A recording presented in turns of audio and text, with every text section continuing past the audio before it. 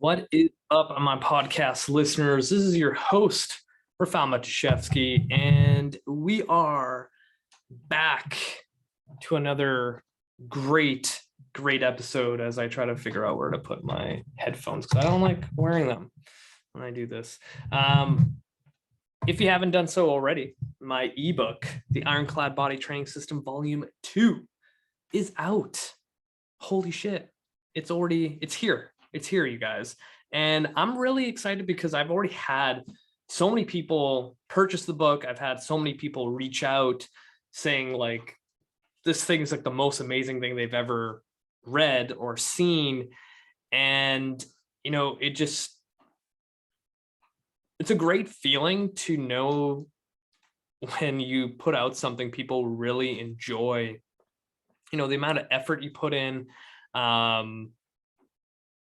Because writing this book took me a long time, but realistically, it took a very short time based on some authors I know when it comes to writing books. But it was one of those projects where it just felt right. And, over and over and over again, I just kept writing and writing and writing and writing. And, here we are on my release day. And I want to give a special shout out to every single person that's already purchased or at least, opened up the website to go check it out. So if you haven't done so already, the show notes of this episode will have the link to the website so you can check out the book, what it's about, or you can watch my previous episodes where I talk about the book and, see if it's a right fit for you. And if you've been listening to my podcast for years or just got onto it a couple months ago, I produce a lot of free content that's literally some of the best stuff that you can get out there for free. If there's one way to support this show and me, buying this ebook would be it. Again, I don't do any ads on my show. I probably will never do it because I just feel that why have you sit through a minute of a random company talk about insurance or whatever company decides to, do ads on my show, then just listen to good fitness health advice. So yeah, my show's probably never going to have ads unless, it was a company that I truly believed in and they wanted to sponsor the show, whatever.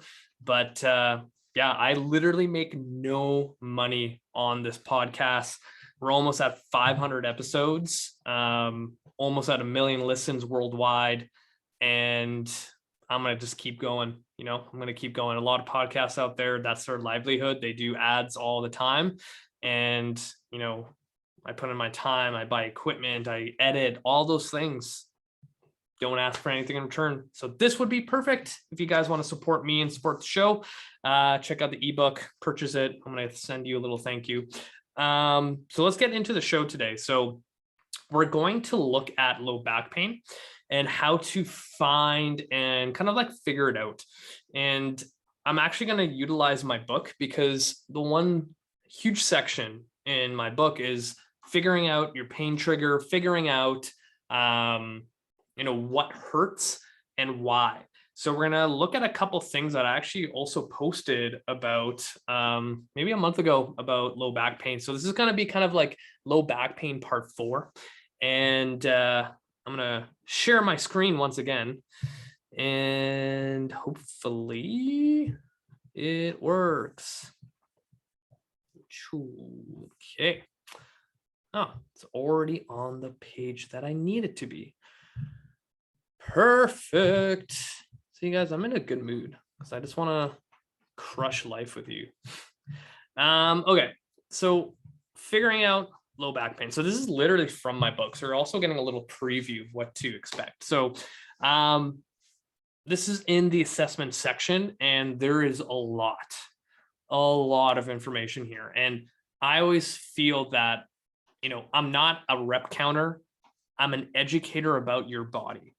So for many of us, and I've said this on my show before, we probably know more about our vehicles when it comes to maintenance and fixing them than we do with our own bodies, which is a pretty dangerous idea if you really think about it.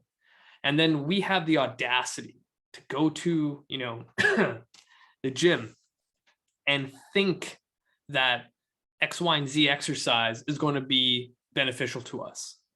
And I see this time and time again because, I'm the so-called rehab guy that also helps people with fat loss. I literally get people coming into me, and in the assessment, they give me this long list of their injuries and car accidents and surgeries they've had, and they're going to the gym and everything always fucking hurts. And I put them through an assessment and I'm like, well, no shit that this exercise that you've been doing or this exercise you like because it burns your abs, whatever that means.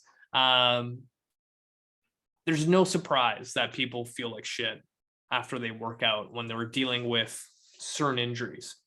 So my job really is to navigate people in the right direction where it comes to, making exercise an individual thing.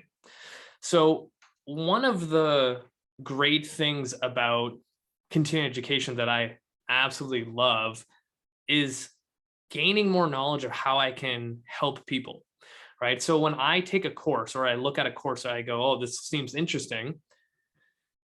I ask myself, is this course a selfish thing that I want because it seems interesting? Or is this course going to help provide a better service to my clients?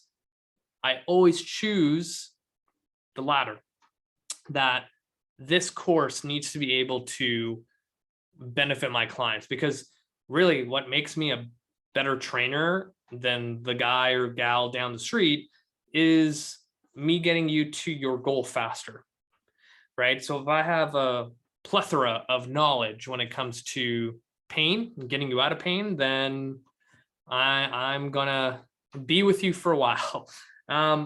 So the big thing when it comes to back pain is doing some compression tests. So a lot of times, something simple that you can do. So even before I get into that, if you have back pain,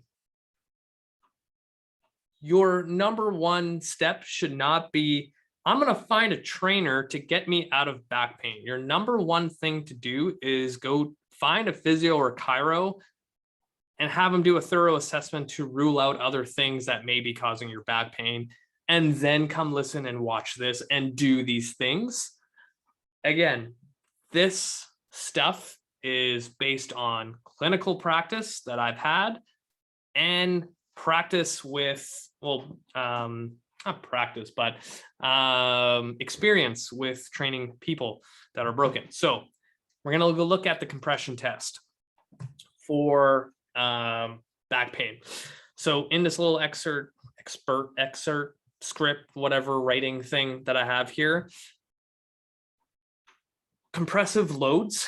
So if you think of, I'm on a back squat, so I have this barbell on my back, compressive load. People who press overhead, compressive load. People who, power lift, do CrossFit, Olympic weightlifters, anything that goes overhead or lies down onto the back of the shoulders with a load is going to have a compressive loading effect on the spine, which could also be, the reason why you're getting back pain. And I see this a lot with CrossFitters here in the clinic where, they've been training high volumes. Maybe the last couple months, it's been a lot of back squatting and overhead pressing, and they're wondering why they're getting back pain. Compression test is number one. So in this video, let's click here to watch. So this is a cool thing. With my ebook, every exercise that's in there has a video to it. So this is the compression test. So very simply, you go on the tippy toes and you slowly let yourself drop to the ground, and that drop could recreate the pain, right? So a lot of times when it comes to figuring out your pain is, how can I recreate it in a safe environment? And here I'm like full control. And like, I'm going pretty hard because I don't have back pain. I haven't had back pain in a while. So, knock on wood. But when you do this and you're dealing with pain right at this moment, you kind of want to go kind of slow, because you never know, that kind of jarring like compression test is not going to feel the greatest. So, you know, bear with me, go slow and soft. And so if this becomes positive, we are now getting closer to the reason why your back is getting, you know, effed up. The big thing here is now we have some information to build a hypothesis, which I write in my book. After we do this, you want to write down, this is the biggest thing with the low back pain too, is like you want to have a journal when it comes to figuring out your back pain. You want to start documenting everything you do. The more information you have, the better, the faster way you're actually going to figure it out. So now that we've done our standing compression test, say it's a positive, there was some pain, you felt like oh, okay, it's there. So now we're like, okay, we know that compression is causing back pain, but now let's figure out if it's causing back pain posteriorly or anteriorly, because sometimes your disc can go backwards or forwards depending on where the compression is. So the seated compression test is kind of like step 2 to figure out what the hell's going on with your back. So in this video, which, oh, what am I doing, guys? Oh, this is weird. Why is that not going? I'm not a big fan of technology here right now. Okay. All right. So in this one, we are going to be in a seated position. Just like standing, we are going to pull with our arms, and you can see my facial expression that I'm pulling hard to see if I can recreate pain, right? So this would be a seated upright compression test to see if I can recreate it. And then we're going to also go into a slouched position and also pull. Say, for example, that we don't get any, you know, finding in that upright position pulling, but then we get a finding here and you pull and you get pain. Now we know it's going to be a posterior disc issue, because when you look at the spine, say this, my hand is the spine, and we are going into flexion. So now all my discs on the outside of my spine are being pushed this way. And if you are like me and all the other people in this world right now, like this in front of their computer and doing Zoom calls, and then you're like tired and you like lean back in your chair like this, your spine's in flexion. So now think about you sitting like that for 8 to 10 hours or however long you sit in front of your computer. We have compressional forces going into our spine, placing pressure onto the disc in that forward flex position. So now our disc is going to go this way. So a lot of times when I see low back pain and we do this seated compression test and there's pain, it's like, well, now we've figured out one of the mechanisms of why you're getting back pain. So now what you want to think about is what positions could we kind of reverse that? So if we go back to my YouTube page, which if you have not subscribed to my YouTube channel, like, what are you doing? Come on now. What are you doing? You need to be subscribed, because I post a lot of videos and I got some big stuff happening this year, which is going to make my YouTube channel very, very interesting. So get your shit together. Where are, actually, you know what? I'm going to go through. Oh, look at that, everyone. That's my website. I need to move this out of the way. Okay. So if we know that our bodies tend to fall into forward flexion a lot, what is the natural way to fix that? So if I'm spending all my time here, it would kind of make sense for me to spend more time here. So things like, I'm going to give you an example. That's not it. Trying to look for a T-spine exercise that is going to, let's do this. And I also have to probably make this episode a little bit short because I'm running out of battery life here. All right, so what we're going to do here is a foam roller extension. I have done an episode where I've gone over thoracic extension. So essentially we're trying to move, just like in the video, through our T-spine. Because a lot of times when we're here, we're placing compressive forces on the low back that's causing us that pain mechanism. So with the foam roller, like in this video, which is another reason why you should subscribe to my YouTube channel, because I have all these tutorials to help, we're going to teach our body how to extend, because a lot of times when we're here, all these muscles back here are going to end up getting tight, and they're going to want to stay that tight to kind of make you more efficient to stay in that. So here I'm slowly extending my T-spine, and how we start, we actually keep the foam roller kind of the beginning of your rib cage and do a couple reps there. And then from there, we're going to move down a little bit further. We're going to further extend.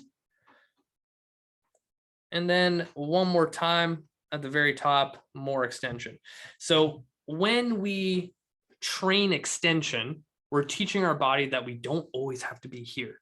We're also relieving a lot of neural tension, meaning our nervous system that basically regulates our entire body, to not stay kind of like this the entire time, and we'll kind of loosen up the grip a little bit. I always kind of educate to my clients and trainers that your nervous system is kind of like an emergency brake. Sometimes when we're constantly feeding our nervous system to stay tight, it's going to overly want to keep us there. And by doing thoracic extension exercises like this, then we're going to be able to kind of communicate back to the nervous system and be like, hey, you don't have to be like this. You don't have to be in a straitjacket all the time. You can chill a little bit, you know? So with that, you also want to focus on some rotation. Right. So a lot of times when we're here, like think about all these muscles across the upper T-spine. If we're always like this, they're also going to tighten up, which is also going to prevent us from rotating. So we need to also focus on rotation. And I'm getting really nervous that my battery is not going to last. So maybe a little bit later, I'm going to have to grab my charger. But we're going to look at one of my favorite T-spine rotation exercises. So again, this is in my book because over the years I have, learned so many different exercises. It was a little blooper in the beginning I left in there, but we're going to be in a tall kneeling position and we're holding that block with the knees. They're going to be super wide. So then you can make sure that the low back doesn't get in the way. Because a lot of times when people are tight up top to rotate, they're going to try to use their low back. So the knees being wide, toes digging in, squeezing the glutes, or it's going to lock out the lumbar spine. With this block, we're going to be holding it together. Fingers interlaced like that, so you can actually pull on it. So we're creating like some stability and tension. And from there, we're actually going to rotate right and left to focus on rotation. And really, one of the best things about this exercise is as I rotate, I'm getting a good hip flexor stretch on that opposite hip. So like as I rotate, like all of this stuff is also getting stretched, which is also the muscles that when I'm sitting like this, they're being pulled into flexion and they're going to get really, really, really tight. So I always look at exercises where they kind of do two things at once, right? I want to do most bang for my buck to help people move more efficiently rather than just focusing on one exercise that maybe just focuses on one or two things. Like I want the whole system moving a lot better. And why not find exercises to do that, right? So now that we have some guidance on where we need to kind of put our attention on when we are fighting kind of compressive loads in flexion, we're also going to look at if there was a pain mechanism in extension. So remember when we started, we were doing that, seated one pulling. What if we had pain there? Maybe our disc is going anteriorly, causing those compressive loads in extension. As we get into this next thing, I'm going to quickly grab my charger to make sure that this doesn't shut off. So I'll be right back. This is a first.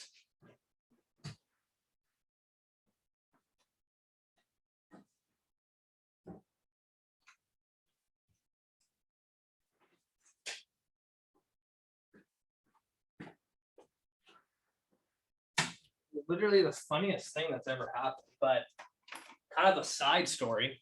I've had this laptop for 5 years and I've been getting messages that I need to service my battery, but you know what? We're living on the wild side. Anyway, we're going to look at something called the extension test, the McKenzie extension test.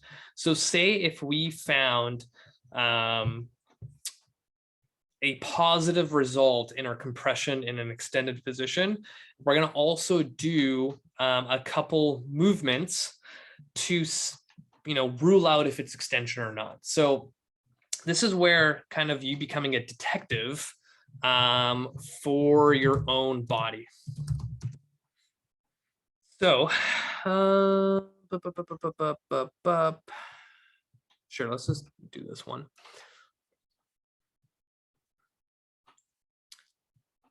So the McKenzie protocol, you start off with getting into a prone position, meaning lying on your belly onto your face. And in that position, what we're going to do is lie down on our belly, just like so. Hands on top of each other, forehead on top. My hair looks really good in this. Forehead on the hands. And what I'm explaining here is that you're also going to breathe. So the big thing of figuring out your back pain, particularly low back pain, is teaching, again, the nervous system to settle down. A lot of times when you get into positions like this, you might end up feeling tight, spasm, things like that. So that kind of gets me into the mindset of like, oh shit, maybe this is a compression issue, and putting you into an extension pattern is causing that. So now we can kind of like figure out that the low back pain you're experiencing is based in extension positions. So this is kind of like the level one to kind of see if it's truly extension. So say if someone got into this position and I'm like, okay, I just want you to breathe like 5 deep breaths, focusing on your belly, and they're like spasming, they're cramping, like in all of this stuff here, maybe in the rib cage, then that kind of tells me, all right, so you're probably doing a lot of overhead pressing, maybe some snatches, and all that load is causing compressive forces into the discs and it's causing pain. Say that this doesn't present anything. Let's just say that it actually feels good. It kind of gives you a little bit of relief. Then we're going to move on to kind of the next phase to truly rule out that extension is not the issue. So we get into something like the Sphinx position. And in this position, it increases the angle of extension onto your spine. So we're going to go into full screen. So if you look at this now, and I'm still breathing, the angle of extension is far greater than if we were, hands on top of the forehead type of position. So when we look at this with increased angle, it's going to put more pressure, and this could be where you actually feel pain. So now if I get a positive result, then it's like, okay, any like hyperextension is going to cause back pain. So I'm going to try to eliminate any, position or exercise that will take me into extension. And sometimes when you think of like, say, a barbell or like even a dumbbell overhead press, as you like get to like rep 6, 7, 8, 9, or whatever you're aiming for, and you're starting to fatigue, what's going to happen is you're going to want to arch and go into that position. And even for myself, as I'm doing that, I can already feel all of this kind of getting fatigued.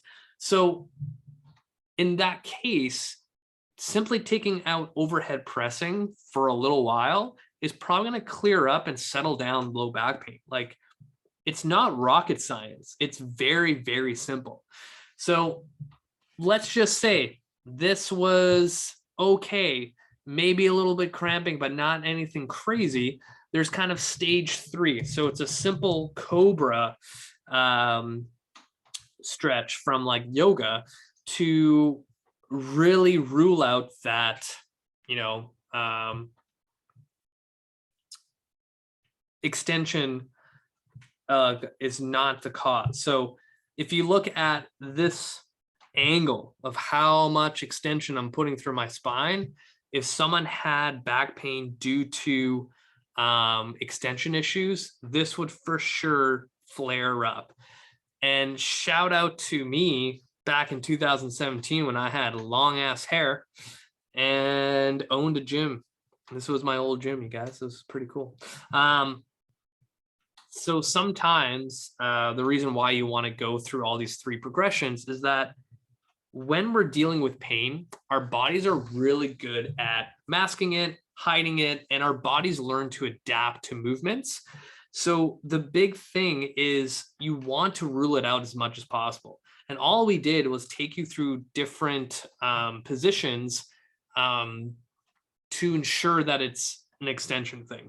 So no matter what, all those 3 options are going to point towards that you are most likely dealing with like an anterior disc herniation or a bulging disc, because you're doing too much stuff in this position in your workouts. How often does that happen? For me, it's usually when I'm dealing with a CrossFitter or Olympic weightlifter or power lifter who does, heavy loads in that extension pattern. I would say 9 out of 10 times I get people in, flexion stuff.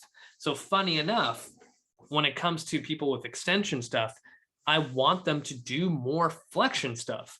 So what is good flexion? Because, if you've been following my work, you kind of know how I'm anti crunches, which is lots of flexion. But something as simple as a child's pose, and this is going to be a video of my wife, because for a while there she did some videos for me. And this also dates how old this video is, because like look at the size of this image. This was like probably when I had my iPhone 4 or 5. But if you look in this position, we actually have some good curvature of the spine, and that's going to, one, provide some relief if you're that extension based person. And also we're also teaching the body how to down regulate all that stress. So remember how I said our nervous system is kind of our regulator to pain. And if I am constantly like this, what does every yogi in the world tell you to do is breathe. Every time you use our diaphragm, not the breathing muscles up here because we're stress breathing, the stuff down here in our belly, we stimulate the vagus nerve, which is responsible for settling down all of your stress. So if I can get you in a position where it relieves tension off of those extended positions, and on top of that, throw in diaphragmatic breathing that's going to kind of supercharge it. Like that's another example of choosing exercises that do more than just one thing. And this is why so many people need to learn more about their body. And this is why, again, I'm a huge advocate about my book, because when I started writing this, it was like, okay, what can I put into this book to help people as much as possible? And I always go back to figuring out pain, because all of us have had it, figuring out what to do about it, and then what exercise should I be doing and not be doing. And in this book, you're going to get all of that, right? So it's kind of like a manual for your own body, and then it teaches you how to use it, right? It's like when you get, I don't know, a brand new car and you're like, here's your big ass manual of all the functions. Like I can imagine if someone got like a brand new Tesla, the amount of freaking buttons and options you have for that thing would come with a pretty big, you know, manual of what to do. So I really hope that this episode kind of gave you some clarity about figuring out your low back pain with compression tests. If you need more information, feel free to reach out, but better yet, just get my ebook. You know, yes, I am selfishly plugging my book, but this is something that everybody could benefit from. If you need more information about my book, like go to my website. Let's see if I can move myself. theironcladbody.com, and you'll be able to get a little preview of what it is. It's on sale right now for $57. It's a 42% discount, and I'm only having that sale for 1 week. So as of this recording on Saturday, which is like February 4th or 5th, whatever it is, it's going to $100, and that's going to be the standard for the whole year. So don't hesitate if you are considering getting my book, because you don't want to wait until it's $100 and you're like, fuck, I could have had a sweet discount. If you have any more questions, I had other videos about my book. I think 2 episodes ago, there was like a full-on FAQ of common questions I got from people online. Shout out again to all the people who've bought my book already. Thank you, thank you, thank you. Hit the show notes, add me on Facebook, add me on Instagram, subscribe to my YouTube channel, and hit the show notes to buy my book, The Ironclad Body Training System, Volume 2. That's it for me, you guys. I'm going to stop the screen share and stop this episode. Until next time, you guys.